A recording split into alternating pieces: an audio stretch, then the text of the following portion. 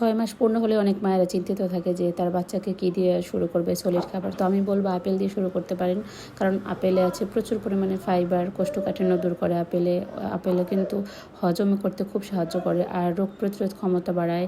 আপেলে রয়েছে কিন্তু প্রচুর পরিমাণে ভিটামিন সি থাকে এই আপেলে। তো তোমরা চাইলে এই আপেলটা দিয়ে শুরু করতে পারো। আমি আমার ছেলেকে কিন্তু এই আপেল দিয়েছিলাম প্রথম ওর 6 মাসে পূর্ণ হওয়ার পরে।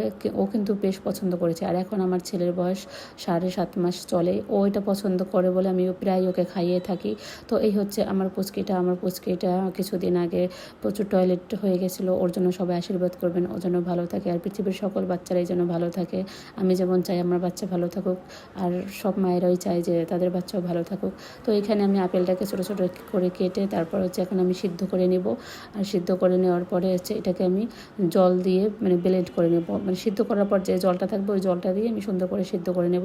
আর এটা একদমই সহজ। জাস্ট আপেলটাকে নেবেন, ছোলাটাকে ছাড়িয়ে তারপর সিদ্ধ করে নেবেন, ব্যাস।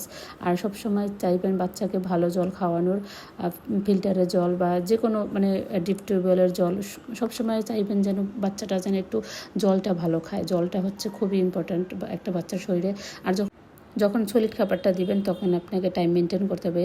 আপনি কখনোই দুপুর বিকেলবেলা রাতের বেলা দিবেন না, 12টার মধ্যে দেওয়ার চেষ্টা করবেন। আমিও সবসময় চেষ্টা করি 12টা 12:30টার মধ্যে দেওয়ার, কারণ কাজের ফাঁকে অনেক সময় দেরি হয়ে যায়, তো তখন 12:30টা বেজে যায়, কিন্তু তার আগে দেওয়ার চেষ্টা করবেন। এই দেখেন অ্যাপেল সসটা কত সুন্দর হয়েছে।